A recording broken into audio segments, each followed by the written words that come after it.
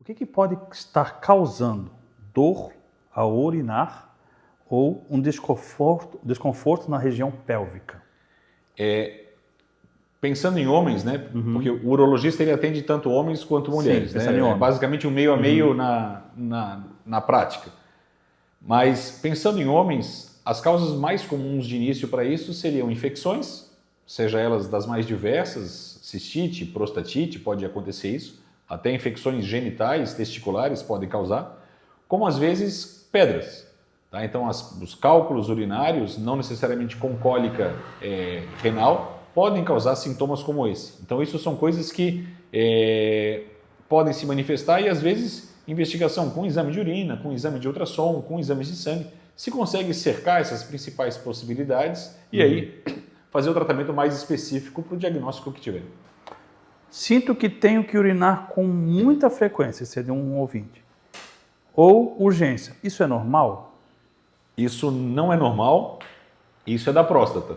Então acho que isso é importante a gente diferenciar, porque às vezes esse homem chega no consultório preocupado em saber que ele não tem câncer de próstata. Mas a gente também se esquece que próstata não é só câncer.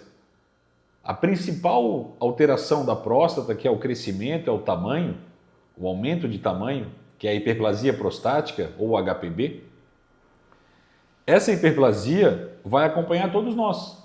Você, eu, seus filhos pequenos, meus filhos pequenos, quando chegarem a vez deles envelhecerem, esse crescimento de próstata ele vai acontecer. Isso já se inicia a partir dos 40, 45, 50 anos de idade, esse crescimento. Mas os sintomas ele podem surgir aos 50, 55, 70, 75, 80, ou o indivíduo pode morrer sem se incomodar ainda com a sua próstata, mas ela vai invariavelmente crescer ao longo do tempo. E nesse universo... Mas e por que ela vai crescer? Porque por ação hormonal, a próstata ela responde ao hormônio masculino, ela responde à testosterona.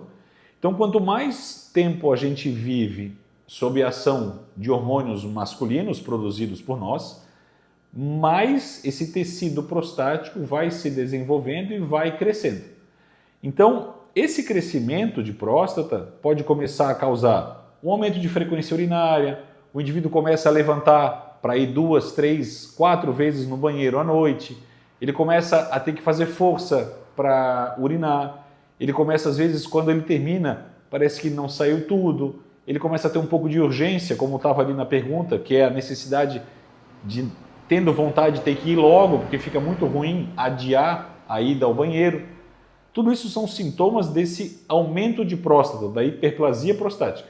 Nessa questão da frequência de você ir ao banheiro, né? Por exemplo, pessoas que têm que tomar uma média de 6 litros de água por dia. Certo. Não, frequentemente elas vão ao banheiro, isso é fato. Ela vai ter que ir ao banheiro. Então já não está correlacionado a isso, né? Não. Não, isso já é uma coisa... Isso é um... A gente tem que tentar diferenciar o aumento da frequência, porque a ingesta é muito alta, porque a bexiga vai ter uma capacidade de 400, 450 ml, às vezes um pouco mais, às vezes um pouco menos. E uma pessoa que vai tomar 6 litros de líquido no dia, ela talvez vai urinar 3,5, 4 litros por dia. Isso vai dar umas 10 idas ao banheiro. Sim, com certeza. Né? Então, Isso. outras pessoas que vão urinar 1,2 litro, 1,5 litro, talvez vão precisar de 4 idas ao banheiro para cumprir a sua cota diária de produção urinária. Dentro das academias existe também o uso do hormônio sintético, da testosterona. Como você falou que ela é uma crescente por causa da testosterona, esse hormônio sintético que é utilizado ao longo dos anos, tipo ou uma reposição hormonal, um TRT, ou um uso para crescimento, o que ele traz de prejuízo para a próstata? Ou não?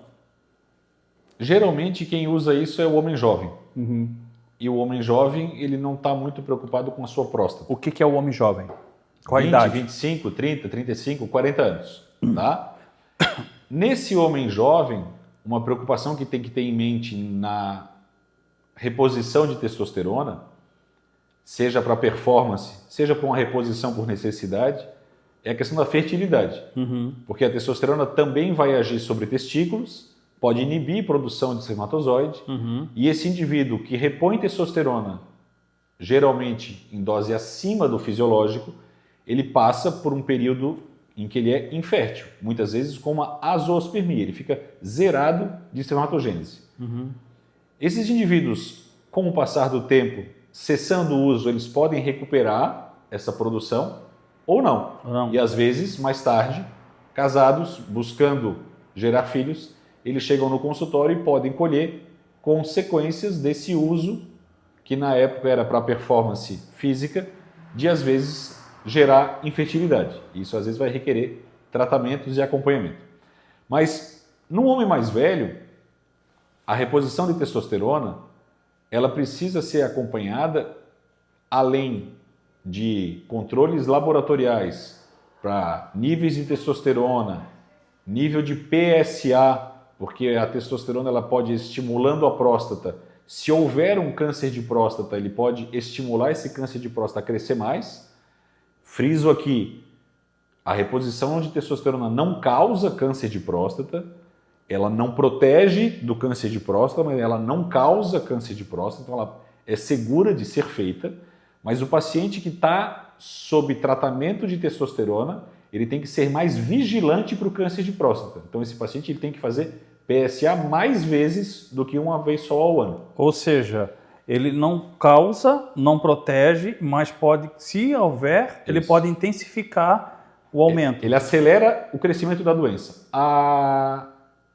Uma metáfora interessante para isso é que a testosterona é a gasolina. Muitas vezes o homem sem testosterona, ele está sem energia, ele está caído, é um carro sem gasolina. Sim.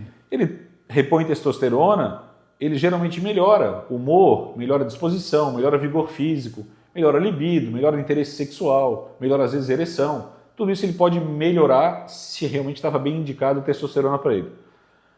Mas essa gasolina, que vai fazer aquele carro funcionar bem, rápido, ele também pode, se houver uma brasa de um câncer de próstata, aquela gasolina pode virar labareda. Então, a testosterona sozinha, se não tem brasa na próstata, vai ficar tudo ok. Mas se houver um pequeno foco de câncer de próstata se iniciando, essa testosterona injetada, ela vai acelerar o crescimento. Por isso a necessidade de pesquisar e procurar com mais frequência em quem faz reposição de hormônio. Interessante. Antes dessa pergunta aqui, eu quero fazer uma outra pergunta. Essa questão do hormônio é bem interessante, sim. Lá embaixo da parte do saco escrotal do homem existe tipo uma fibra, né, um cano. Quando se sente dor naquela fibra, assim, como se fosse uma cãibra, às vezes, né, tá solto no dia, daqui a pouco, pum, sente uma dor forte ali. O que quer dizer isso? Tem bastante estrutura dentro da bolsa. Os testículos e logo acima deles tem os epidídimos. Ali, a partir dos epidídimos, é onde começa o armazenamento de espermatozoide. Mas esse epidídimo ele pode às vezes se inflamar por um pequeno trauma, uma roupa mais justa, um movimento que faz às vezes não cruzar uma perna. Às vezes pessoas que passam muito tempo dirigindo, pode ter um pouco mais de sensibilidade, faz um pouco mais de compressão.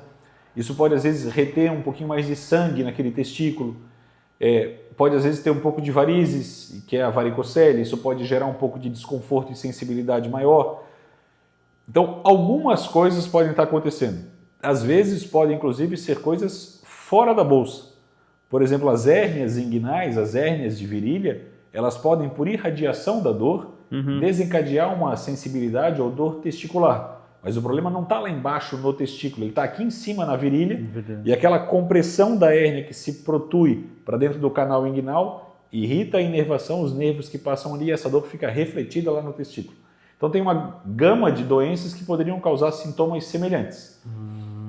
Nada específico, Nada. né? Essa é uma pergunta minha mesmo, né? Eu sou uma pessoa que tem muitas varizes, né? Isso. Então pode até, no caso, ser das varizes. Quais são as causas e opções de tratamento para quem tem incontinência urinária? A incontinência, que ela é mais frequente em mulheres, né? Ela precisa sempre ser diferenciada entre dois grandes grupos da incontinência. A incontinência de esforço, Sim. que é aquela mulher que perde quando tosse, espirra, salta na academia, quando faz uma aula de jump, que é a incontinência porque o mecanismo que segura a urina ele está mais fraco do que a pressão que a bexiga sofre naquele esforço. Por ter mais pressão na bexiga do que o mecanismo, o esfíncter, consegue gerar, escapa a urina. incontinência de esforço. A outra incontinência é a incontinência por uma hiperatividade. É uma bexiga que funciona por conta própria. Faz com que a mulher tenha que ir correndo para banheiro, ela às vezes, se ela não chegar no banheiro, vaza xixi antes. Esse componente da bexiga hiperativa também pode atingir os homens. E os tratamentos, eles são completamente distintos. Por quê? Porque a bexiga hiperativa ela é tratada com medicamentos e a incontinência urinária de esforço ela é tratada com fisioterapia ou com cirurgia para correção da incontinência. Alguns pacientes têm os dois, que é a incontinência mista, tem um pouco de cada.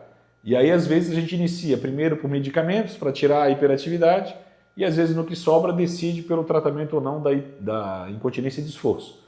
Então, primeiro precisa, numa avaliação clínica, diferenciar uma da outra, exames complementares como estudo urodinâmico ajudam a documentar isso e aí se escolhe por onde começa o tratamento, que pode ir desde medicamentos para um determinado tipo a cirurgias para outro tipo de incontinência.